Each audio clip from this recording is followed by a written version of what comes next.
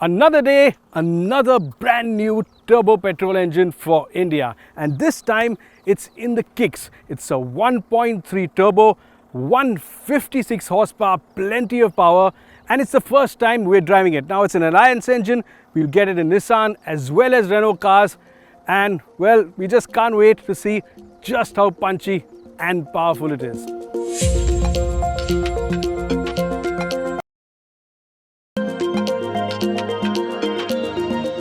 But first, a close look under the hood. Co-developed by Nissan, Renault and Daimler, this new engine has been designed to replace punchy diesels. This is why it has a generous 254 Nm of torque, comes in from just 1600 RPM. And the turbo uses an electric wastegate for better control.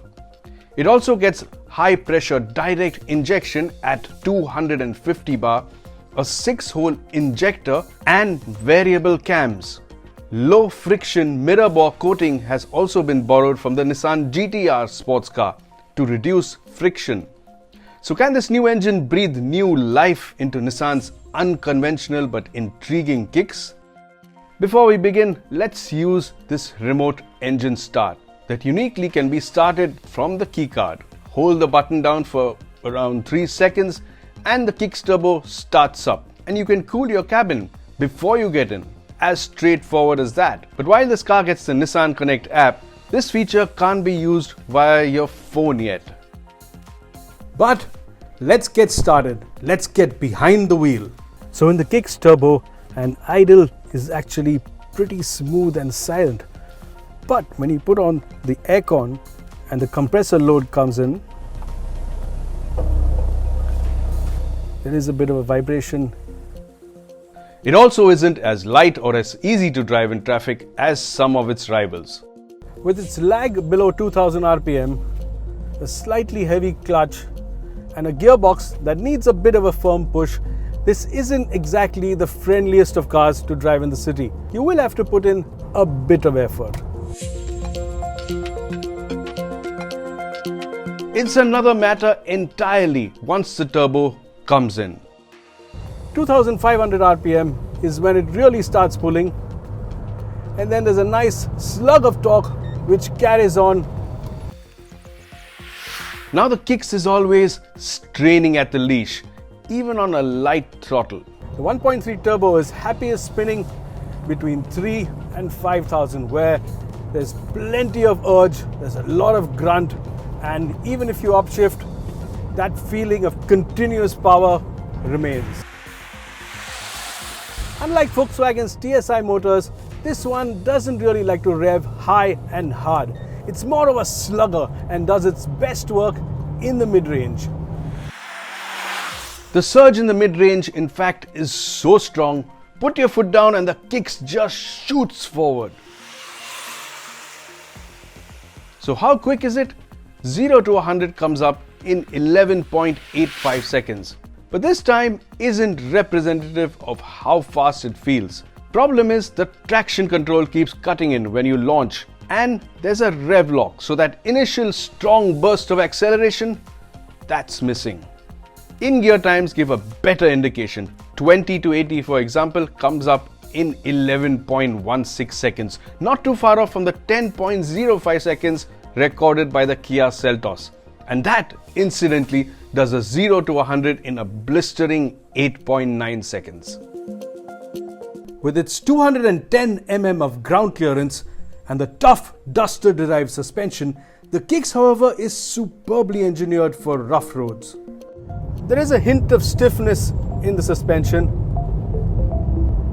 and some small amount of road noise. But what it does do is take on our damaged and broken roads quite brilliantly. You can drop it into some really bad patches and not feel worse for wear.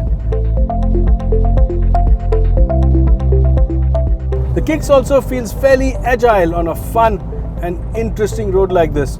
It does sit fairly high off the ground, so there is a bit of roll, but since the steering is nice and accurate and body control is pretty decent, it doesn't flop around all the time, you can actually enjoy a winding road like this one. Whack the throttle open and There is quite a bit of torque steer and you can feel it on the wheel. And this is especially true when you're cornering the car hard and you have the weight on one of the wheels. And the Kicks tends to follow ridges in the road and trimline as well. But overall, it's so much fun, it even feels like a bit of a rally hero, especially on a gravel stage.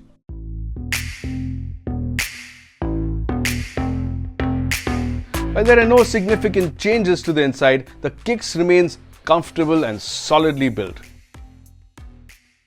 So the Kicks has ever a blend of some ordinary plastics like these and some otherwise very good quality stuff. Of course, these seats are amongst the best. Look at this leather clad dashboard, really nicely done touchscreen with these metallic highlights, knurled knobs, volume control knobs, very practical shortcut keys, carbon fiber trim here, nicely clad gear lever, cruise control, a bit disparate on two sides of the steering wheel. You also get start stop now and generally a decent driving position. Still, some tall drivers would have liked the seat to go a bit lower, and there are some ergonomic faux pas. Cup holders, for example, are missing up front, and your elbow often makes painful contact with the elbow rest. Now the Kicks was always reasonably comfortable in the back, and of course with no changes it's exactly the same. A decent amount of thigh support, good amount of space for your legs, a couple of vents here to keep you cool, a 12-volt socket, no USB, but you can put an adapter here, and this nice armrest. You have also a fair amount of headroom, actually pretty good, and it feels large, spacious and comfortable. Even the boot is fairly large and conveniently shaped.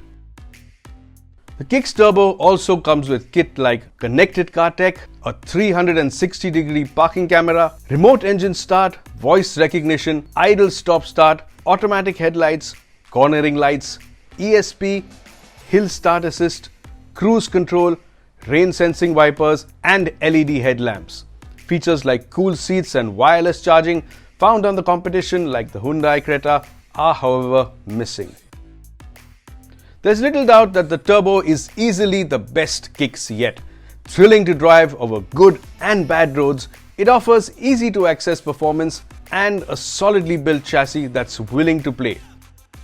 The cabin is a comfortable place to spend time, it is well appointed and even reasonably well equipped. The insides aren't as sophisticated as the Creta or the Seltos. Refinement isn't as good, it's not quite as well equipped, and it doesn't perform as strongly either. In fact, for all its headline numbers, the performance of the Kicks isn't as impressive as we'd expected. And unless you go for the CVT automatic, the heavy clutch and gear shift mean it isn't light and easy to drive in traffic either. What puts the Kicks back on an even keel with its two Korean rivals, however, is the fact that it is approximately 2 lakh cheaper. It may not be for everyone and it may still be rough around the edges, but does the Kicks Turbo have what it takes to be a credible alternative at a more affordable price? Absolutely.